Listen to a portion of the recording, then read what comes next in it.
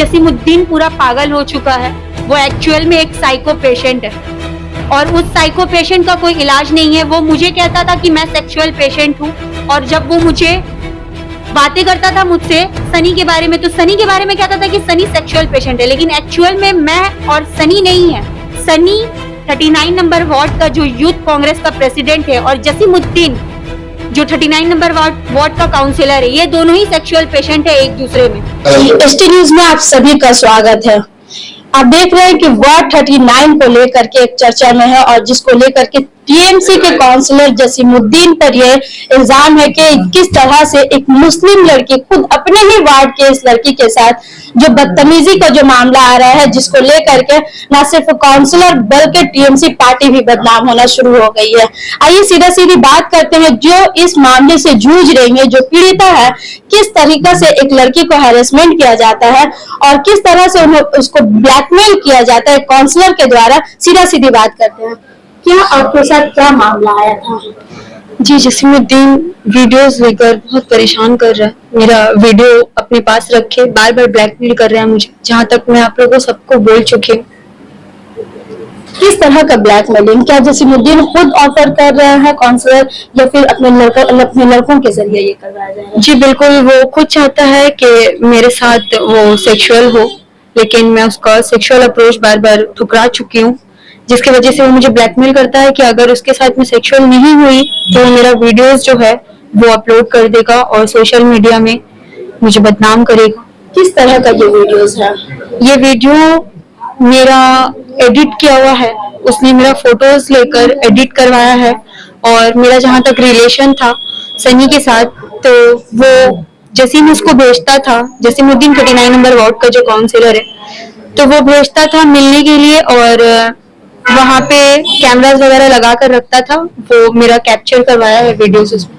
ये सनी जो है ये कौन है? क्यों सनी जसीमुद्दीन इसको ज्यादा सपोर्ट कर रहे हैं? सनी जसीम के पास काम करता है और मेरा उसके साथ फ्रेंडशिप था, इवन दैट मेरा रिलेशन भी रह चुका है उसके साथ।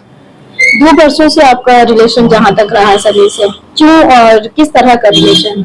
जी हाँ, वो मेरे से शादी होने वाली थी उसकी, उसने कहा कि मुझसे शादी करेगा और 2014 से हम दोनों एक दूसरे को जानते थे, एक दूसरे से बातचीत करते थे, लेकिन सनी ने शादी के नाम पे 2.5 साल तक जसीमुद्दीन के कहने पे मेरा रेप किया। एक तरफ आपको शादी का प्रस्ताव देता है, रेप जबरदस्ती नहीं होता, ये आप भी जानती हैं। दोनों के कोई भी संबंध हो तो दोनों के मिजाज से, तो ये जब आपको शादी का जब वो बहलावा दे रहा था, तो कब तक शादी का लिमिटेशन बताया था कि किस डेट तक मैं शादी करूंगा? जी, शादी के लिए तो टाइम देता था वो 2 साल, 3 साल, 4 साल। अब जब इंसान रिलेशन में रहता है तो मान ही जाता है, लेकिन वो मेरे साथ जब गलत किया तो मुझे कुछ दवाइयां खिलवाकर नशे के हालत में, और मैं होश में नहीं थी, मुझे धोखे से मुझसे ये सब काम करवाया गया और वो सब वीडियोस वगैरह वो लोग बना के अपने पास रखा हुआ। एक ऑडियो भी वायरल हो रहा है, जिस तरह से जसीमुद्दीन और आपके बातचीत भी हुई है, वो लगातार एक ऑडियो में बात सुना जा रहा है कि मेडिसिन खिला करके घर वाले को सुला करके, उसके बाद और उसमें गंदी कुछ ऐसा गंदा वर्ड भी बोला जा रहा है, किसी ने इस तरह से किया गया है। वो क्या है? वो आपकी जरिए बात हुई है? जी, वो एक्चुअल में अलीशा जसीमुद्दीन की बेटी का ऑडियो है और सनी वहाँ खुद मौजूद था। फैसल रजा, अफसा रजा जो उसके असिस्टेंट है, ये लोग सारे उसके असिस्टेंट है, ये सारे वहाँ मौजूद थे और उनमें से जो लोग मौजूद थे, सनी खुद भी वहाँ मौजूद था। तो मेरे को किसके जरिए ऑडियो मिली मैं बता नहीं सकती, सॉरी, लेकिन मुझे ऑडियोज मिल गई और उससे ये साबित होता है कि सनी और अलीशा जसीम का रिलेशन रहा है। और जहां तक कि मुझे इस मैटर में नहीं बोलना, उसका बेटी का मैटर है, अब 3 शादी करे या 6 शादी करे, वो जसीमुद्दीन समझे। तो क्या अपनी बेटी को बचाने के लिए जसीमुद्दीन आपको मोहरा बना रहे हैं? जसीमुद्दीन अपनी बेटी को बचाने के लिए क्या करेगा? उसकी बेटी का कुछ इज्जत तो है ही नहीं, उन लोग खुद ही बेइज्जत फैमिली है और उन लोग की खुद की कोई इज्जत नहीं है। उसकी बेटी ऑलरेडी 3-4 शादी कर चुकी है, तो उसकी क्या इज्जत रही? और वो सनी और वो मेरे से क्या अलग करवाएगा और क्या बचाएगा? एक ऑडियो में ये भी सुना जा रहा है कि बार बार जसीमुद्दीन साहब जो है वो आपको बार बार बोल रहे हैं कि शादी कर लो, सनी को भी कह रहे हैं कि शादी कर लो। तो इससे ये साबित हो रहा है ना कि वो सनी को जबरदस्ती मुझसे शादी करवाना चाह रहे हैं, लेकिन मैं राजी हूँ नहीं हूँ, ये मुझसे कोई सवाल किया? किसी ने भी मुझसे ये सवाल पूछा कि अर्शी राजी है या नहीं है, जहां तक कि मेरा मानना है कि इस्लाम के मुताबिक भी और शरीयत के मुताबिक भी लड़की की रजामंदी सबसे पहली होती है। तो बिना किसी लड़की की रजामंदी के आप उसका निकाह नहीं करवा सकते। मगर इस्लाम में ये भी जायज है कि रजामंदी से पहले अगर आप रजामंदी से पहले अगर ये नहीं कर सकते, बगैर रजामंदी की शादी नहीं कर सकते हैं, तो बगैर रजामंदी का आप मुबासरत भी नहीं कर सकते हैं। जी बिल्कुल, ये मुझसे गलती भी हुई और गलती के साथ इन्होंने मेरे साथ धोखा भी किया है। धोखे से मेरे साथ ये काम करवाया है इन लोगों ने। मुझे कुछ कस्में भी दी थी और इमोशनली ब्लैकमेल भी किया था सनी ने। आप कह रही हैं कि शादी का धोखा दे करके मेरे साथ इस तरह का मामला हुआ, फिर अब आप शादी से इनकार कर रही हैं, क्यों? क्योंकि जसीमुद्दीन सनी से शादी करवाने के बाद मेरा गलत फायदा उठाना चाहता है, मुझसे सेक्सुअल रिलेशन बनाना चाहता है। तो इस संबंध के दौरान जहाँ तक कि मैं उनको बड़े पापा मानती थी, और आप लोग सभी जानते हैं, पेपर में भी नोट है ये वर्ड कि बड़े पापा, तो ये इंसान जो है बड़े पापा का गलत फायदा उठाया, बड़े पापा को बदनाम कर दिया है ये इंसान। बहुत सारे वर्ड जसीमुद्दीन साहब का जो वर्ड जो सुना जा रहा है ऑडियो में, आप कहीं कहीं शर्मिंदा भी हो रही है, फिर भी वो ओपनली कुछ वर्ड को जाहिर किया है। उसको लेकर के आप जी बिल्कुल, वो मुझसे ऐसे ही जबरदस्ती पूछता था और कहता था कि एक बाप और बेटी जब ऑपरेशन थिएटर में होते हैं तो डिलीवरी के दौरान ये नहीं देखते हैं कि क्या हो रहा है नहीं हो रहा है, वहां डॉक्टर ही होते हैं। तो ये समझ लो कि हम लोग कोई ऑपरेशन और मिशन में काम कर रहे हैं। मिशन बीबी ऐसे ही कुछ बोलता था, मिशन बॉम्ब ब्लास्ट। तो हम लोग एक मिशन में काम कर रहे हैं, तुमको मेरा सहायता करना पड़ेगा, तुमको मेरी हेल्प करनी पड़ेगी, मेरी मदद करो अर्शी, प्लीज मेरा हेल्प करो, तुमको सब कुछ डिटेल बताना पड़ेगा मेरे दोस्त की बेटी को बचाने के लिए। सनी और मतलब सनी को एक्सपोज करने के लिए तुमको ये सब बोलना पड़ेगा, मेरा साथ दो, उसका सारा सच्चाई सामने लाओ। लेकिन एक्चुअल में वो अपनी बेटी का सच्चाई सामने लाना चाहता था। अब आप क्या चाहती हैं, और जसीमुद्दीन के साथ कौन कौन से, आपको क्या लग रहा है कौन कौन से लोग इनको सपोर्ट कर रहे हैं, और इतने दिनों से आप खामोश क्यों रही? इतने दिनों से मैं खामोश रही क्योंकि इसने मुझे ब्लैकमेल कर करके, टॉर्चर कर करके, मुझे हरेसमेंट कर करके मुझे डिप्रेशन में डाल दिया था। मैं जब भी कुछ करना चाहती थी, कभी डराता धमकाता तो कभी मुझे डिप्रेशन में डाल देता, ब्लैकमेलिंग और टॉर्चरिंग की वजह से। तो इसीलिए मैं कभी बोल नहीं पाई। लेकिन अब जो है वो मेरी फैमिली के ऊपर आ चुका है, बात मेरी फैमिली तक की आ चुकी है। तो वो फैमिली को भी बहुत ज्यादा टॉर्चरिंग कर रहा है और बार बार मेरे भाइयों के नाम पे केस करवाता है, मेरे डैडी को अरेस्ट करवाता है। तो एक लड़की होने के नाते मैं इतना तो नहीं बर्दाश्त कर सकती, अपनी हद तक बर्दाश्त कर सकती हूँ लेकिन अपनी फैमिली की हद तक नहीं।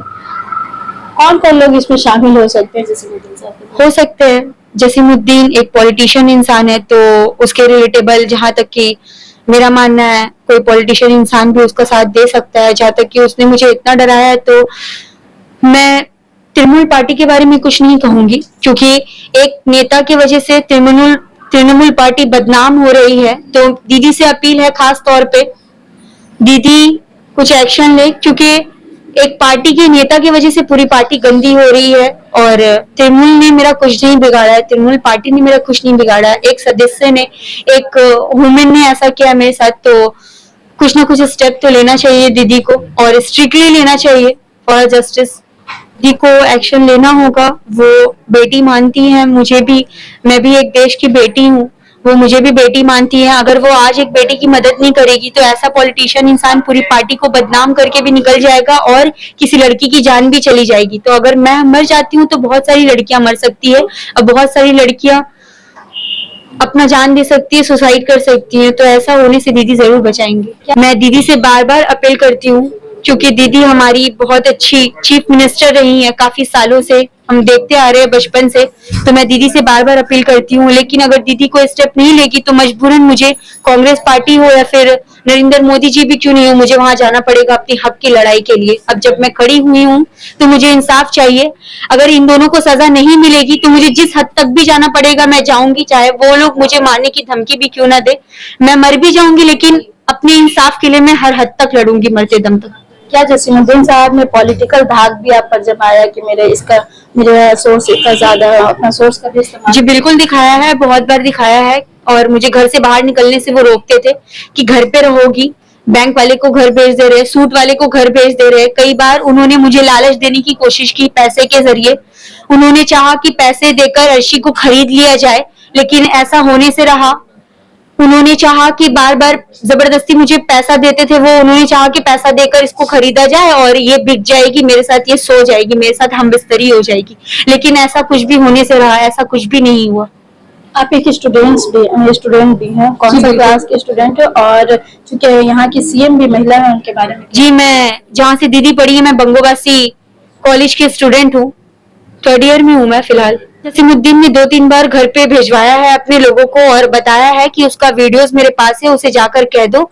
और शब बारात के मॉर्निंग तक उससे मेरी क्या बातें हुई थी ये कह दो। लेकिन मैंने जसीमुद्दीन को ये वापस ही खबर भिजवा दिया, अगर मैंने तुमसे कोई बातें करी हैं और तुम मुनासिब समझते हो तो तुम वो प्रेस कॉन्फ्रेंस में कह सकते हो। ये ऑडियो जो वायरल हो रहा है, ये कब का ऑडियो, किसमें? ये ऑडियोज एक्चुअली मेरे पास बहुत टाइम से है। जसीमुद्दीन जो मुझे ब्लैकमेल करता है और कह रहा है कि मैं झूठा इल्जाम लगा रही हूँ, एक्चुअल में ये कोई इल्जामात नहीं है और ना कोई ये ब्लेम दे रही हूँ मैं किसी को भी। ये इन लोगों ने मेरे साथ गलत किया है और मैं काफी टाइम से सारे सबूत अपने पास रखी हुई हूँ, लेकिन आज तक मैंने कभी भी जसीमुद्दीन के किरदार पर ना ही उंगली उठाई और ना ही उनको नीचा दिखाने की कोशिश करी। लेकिन वो अभी मुझे झूठा साबित कर रहे हैं कि मैं उनकी इज्जत से खेल रही हूँ और मेरी इज्जत बचा रहे हैं। एक्चुअल में वो दुनिया को दिखा रहे हैं कि मेरी इज्जत बचा रहे हैं, यहाँ तक कि वो कुरान और हदीस का भी गलत फायदा उठाते हैं। और गरीब नवाज के चाहने वाले से भी मैं कहती हूँ कि गरीब नवाज के चाहने वाले भी मेरी दुआ को हो, हमेशा मेरी दुआ को हो। अगर मुझे कोई भी अपनी बहन बेटी मानता है, मेरी दुआ को रहे। वो गरीब नवाज का दरबार का भी गलत फायदा उठा रहा है, उनके आस्थाने को भी बदनाम कर रहा है और वो चाह रहा है, जहां तक कि उसने बताया है कि ये सब चीजें जो है अर्शी झूठ बोल रही है, ये अफवाह फैला रही है। मैं अगर उनकी बेटी को बदनाम करती और सनी को बदनाम करना होता, मेरा ऐसा कोई बदला लेने का रीजन होता, तो मैं बहुत पहले ही अपना स्टेप उठा सकती थी। लेकिन उसने इतना जुल्म कर दिया कि मजबूरन मुझे स्टेप उठाना पड़ा। है कि आपको कुछ पॉलिटिकल लोग जो हैं, दूसरी पार्टीज को जो लोग हैं, वो आपको वर्गला रहे हैं इस काम को अंजाम देने के। जी बिल्कुल नहीं, ऐसा कुछ नहीं है। एक्चुअल में जसीमुद्दीन पूरा पागल हो चुका है। वो एक्चुअल में एक साइको पेशेंट है और उस साइको पेशेंट का कोई इलाज नहीं है। वो मुझे कहता था कि मैं सेक्सुअल पेशेंट हूँ और जब वो मुझे बातें करता था मुझसे सनी के बारे में, तो सनी के बारे में कहता था कि सनी सेक्सुअल पेशेंट है। लेकिन एक्चुअल में मैं और सनी नहीं है। सनी 39 नंबर वार्ड का जो यूथ कांग्रेस का प्रेसिडेंट है और जसीमुद्दीन जो 39 नंबर वार्ड का काउंसिलर है, ये दोनों ही सेक्सुअल पेशेंट है एक दूसरे में। लेकिन ये लोग जो है दूसरों को बदनाम करने में तुले हुए हैं और मेरे पीछे कोई पार्टी नहीं है मुझे हेल्प करने के लिए। यहाँ तक कि मैं माजिद अंकल से भी कांटेक्ट करने की कोशिश करी, सोनू अंकल से भी कांटेक्ट करने की कोशिश करी, लेकिन उन लोगों ने कोई स्टेप नहीं लिया। उन लोगों ने कहा कि बेटा रोलिंग पार्टी के काउंसिलर है, हम लोग उनके खिलाफ नहीं जा सकते हैं। तो किसी ने भी मेरी मदद करने की कोशिश नहीं करी। उन लोग ने भी पता नहीं मुझे कि वो लोग डर गए या क्या हुआ। और जहां तक कि सोराब दादा की बात है, वो तो हमारे रिलेशन में आते हैं, फिर भी हम उनसे कांटेक्ट नहीं रखते हैं। हमारा कुछ भी फैमिली मैटर है, हम उनसे कोई कांटेक्ट नहीं रखते। मेरे पीछे कोई भी नहीं है, नहीं तो कोई सोराब है, ना ही कोई अली मोहम्मद सोनू है और ना ही कोई माजिद है। मेरे पीछे कोई भी नहीं है हेल्प करने के लिए। ये पागल के दौरान और इसको सदमा और दौरा लगने के दौरान ये पागल बातें कर रहा है और मीडिया में ये सब अफवाह फैला रहा है कि मुझसे कोई और ये सब काम करवा रहा है, क्योंकि ये अपना पर्दाफाश होने से बचाना चाहता है। ये अपना काला करतूत और काला कारनामा छुपा रहा है। क्या आप इसके जिम्मेदार सिर्फ जसीमुद्दीन काउंसलर को समझती हैं या पूरी पार्टी इसमें इन्वॉल्व हो रही है? Actually it's true. मैं किसी को जिम्मेदार नहीं समझती हूँ और जिम्मेदार है सिर्फ और सिर्फ जसीमुद्दीन काउंसिलर 39 नंबर वार्ड का। मैं दीदी से अपील करती हूँ, दीदी बार बार कहती हूँ हाथ जोड़कर आपसे कि मदद करे। मैं किसी पार्टी को बदनाम नहीं करना चाहती और ना ही मेरा कोई ऐसा मोटिवेशन है। मैं सिर्फ इंसाफ चाहती हूँ जो मेरे साथ गलत हो रहा है, कानूनन तौर पर भी और इस्लामिक और शरीयत के तौर पर भी। जो एक लड़की के साथ हो रहा है, किसी लड़की का इज्जत लेकर खेलना इतना आसान नहीं है जो ये लोग सोच रहे हैं। आज इसको खेलकर कल किसी और के साथ खेलेंगे, फिर पता नहीं ऐसे देश की कितनी लड़कियों के साथ ये लोग ऐसा घटना करते रहते हैं। आपके पास ये तमाम प्रूफ है? जी बिल्कुल है, जहां तक कि मैंने सोशल मीडिया में भी छोड़ रखा है, डाल रखा है। आप लोग देख सकते हैं, अभी बहुत ही वायरल हो रहा है, बहुत सारे रिकॉर्डिंग्स ऑडियोज वगैरह है, बहुत कुछ है, आप लोग देख सकते हैं। मेरा इंसाफ नहीं होगा, मुझे जहां तक जाना पड़ेगा। Once again I tell you, मुझे जहां तक जाना पड़ेगा मैं जाऊंगी, लेकिन मैं अपने इंसाफ के लिए हमेशा खड़ी रहूंगी मरते दम तक, चाहे वो लोग मेरी जान भी क्यों ना ले ले। और अगर मुझे कुछ भी होता है, मैं सुसाइड भी क्यों ना करती हूँ मजबूरन, तो इसका जिम्मेदार अली मोहम्मद सनी होगा, तृणमूल यूथ कांग्रेस का प्रेसिडेंट, और मोहम्मद जसीमुद्दीन 39 नंबर वार्ड का काउंसिलर। आप देख सकते हैं कि यहाँ पे जो बताया जा रहा है, जिस तरीके से पीड़िता बता रही है कि एक काउंसलर खुद अपनी बेटी को बचाने के लिए दूसरी की बेटी के साथ, इज्जत के साथ खिलवाड़ कर रहे हैं, जिसको लेकर के टीएमसी पार्टी जो है अब बदनाम होना शुरू हुई है। अब देखना यह है कि मुख्यमंत्री ममता बनर्जी, बंगाल की सीएम, अपनी पार्टी को बचाने के लिए, अपनी पार्टी का नाम को बचाने के लिए क्या इस पीड़िता को इंसाफ दे पाएंगी, क्या इस पीड़िता के साथ इंसाफ हो पाएगा। अब देखते रहिए एसटी न्यूज।